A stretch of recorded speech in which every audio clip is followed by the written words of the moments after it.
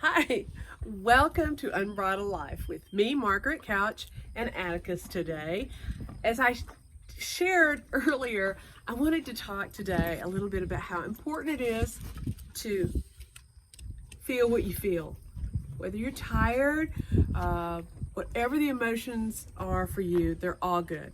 As we've been influenced over our lifetime by so many who've told us there are good emotions and there are bad emotions, the reality is that there are emotions that we hate. We hate how we feel. And I got to wondering, what emotion do we hate the most? Or do we really dread or try to run from? So what would be that emotion? And I stopped when I got to fear, or any of the emotions that are related to fear, such as anxiety or panic or jealousy.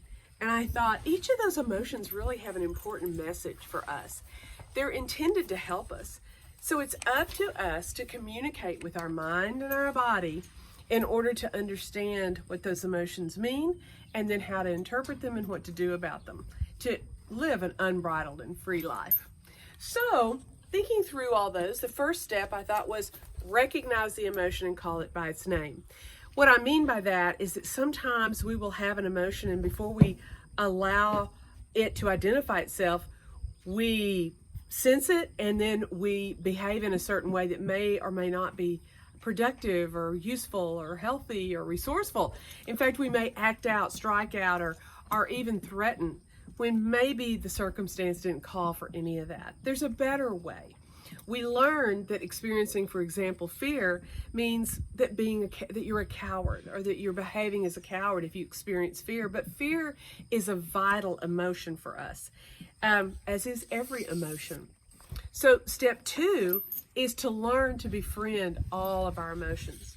Our instincts and our intuition drive our emotions, maybe from past experiences, maybe from circumstances as they are.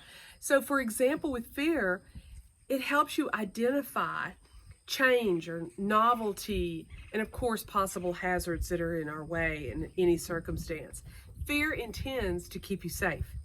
So for example, if it can keep you safe, it will also keep you in the present moment to determine what is needed for that situation.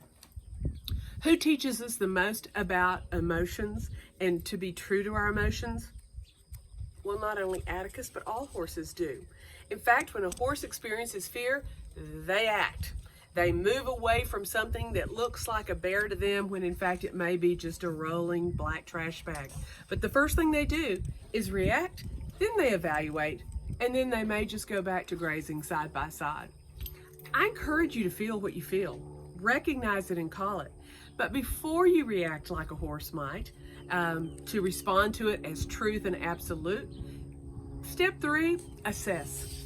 Take appropriate action as to what the situation truly warrants. Maybe appreciate your emotions' desire is really to help you, to keep you safe in any circumstance. Evaluate it based on reality, and then choose a positive, resourceful next step. Maybe it is to relax, maybe even find humor in the circumstance. Maybe it's not so dire as your initial emotion said. Learn something new about what triggers those strong emotions and consider alternatives for the next time that particular emotion is triggered.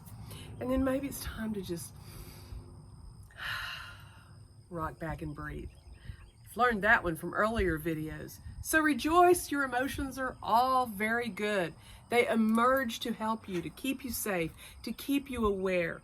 Maybe they're a nudge for a certain circumstance.